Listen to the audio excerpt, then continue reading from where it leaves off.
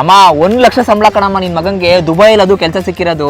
ಆಯ್ದನು ಏನೋ ಮಗ ದುಬೈಗೆ ಹೋಗ್ತಾ ಇದೆಯಂತೆ ಹುಡುಗರೆಲ್ಲ ಮಾತಾಡ್ಕೋತಿರು ಮಗ ಅಡ್ಡದಲ್ಲಿ. ಹೂ ಮಗ ದುಬೈಲ್ ಕೆಲಸ ಆಯ್ತು 1 ಲಕ್ಷ ಸಂಬಳ ಮಗ. ನೆಕ್ಸ್ಟ್ ವೀಕ್ ವೀಸಾ ಬರುತ್ತೆ, ಬಂದ ತಕ್ಷಣ ಹೊರಡ್ತೀನಿ ನಾನು. 1 ಲಕ್ಷ ಸಂಬಳನ ಮಗ, ಸೂಪರ್ ಕಣೋ, ಕಂಗ್ರಾಟ್ಸ್ ಮಗ. ಒಳಿತು ಮಾಡು ಮನ್ಸ ನೀರು. ಥ್ಯಾಂಕ್ಸ್ ಮಗ, ನಂಗೆ ಒಳ್ಳೆ ಕೆಲಸ ಸಿಕ್ಕಿರೋದು ನಿಂಗೆ ತುಂಬಾ ಖುಷಿ ಆಗ್ತದೆ ಅಂತ ಗೊತ್ತು ಮಗ. ಹ್ಞೂ ಮಗ, ತುಂಬಾ ಖುಷಿ ಆಯ್ತು. ಸರಿ ಮಗ, ನಂಗೆ ಕೆಲಸ ಆಯ್ತು, ಸ್ವಲ್ಪ ಹೊರಡ್ತೀನಿ. ಛೇ, ಆ ನನ್ನ ಮಗಂಗೆ 1 ಲಕ್ಷ ಸಂಬಳ ಅಂತೆ, ನನ್ಗಿಂತ ಉದ್ದಾರ ಆಗ್ಬಿಡ್ತಾನ ಅವನು. ದೇವ್ರೆ, ಹೆಂಗಾದ್ರೂ ಮಾಡಿ ಅವ್ನ ಕೆಲಸ ಸಿಗ್ದಾರ ಮಾಡಪ್ಪ. ದುಬೈಗೆ ಹೋಗಕ್ಕೆ ಬಟ್ಟೆ ಎಲ್ಲ ಶಾಪಿಂಗ್ ಮಾಡ್ದಪ್ಪ.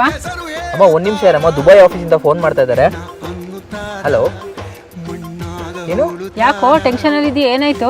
ಅಮ್ಮ ಕಂಪ್ನಿ ಏನೋ ಪ್ರಾಬ್ಲಮ್ ಆಗಿ ಹೈರ್ ಮಾಡಿದ ಕ್ಯಾಂಡಿಡೇಟ್ಸ್ ಎಲ್ಲ ರಿಜೆಕ್ಟ್ ಮಾಡಿದಾರಂತೆ ಕಣಮ್ಮ. ನಾನು ಅವಾಗ್ಲೇ ಹೇಳ್ದೆ ಅಲ್ವೇನಪ್ಪ, ಕೆಲಸ ಆಗೋಕ್ ಮೊದ್ಲೇ ಯಾರಿಗೂ ಏನು ಹೇಳ್ಬಾರ್ದು ಅಂತ. ಮನ್ಸನ್ ಕಣ್ಣಿಗೆ ಮರನೇ ಸಿಡ್ದೈತದಂತೆ, ಇನ್ನು ನಾವೆಲ್ಲ ಯಾವ ಲೆಕ್ಕನಪ್ಪ. ಕರೆಕ್ಟ್ ಕಣಮ್ಮ ನೀನ್ ಹೇಳಿದ್ದು. ನಾವು ಕೆಲಸ ಆಗಕ್ ಮುಂಚೆ ಯಾರ ಹತ್ರನು ಏನು ಹಂಚ್ಕೊಳ್ಬಾರ್ದು ಅಂತ ಇವಾಗ ಅರ್ಥ ಆಯ್ತು ನನಗೆ.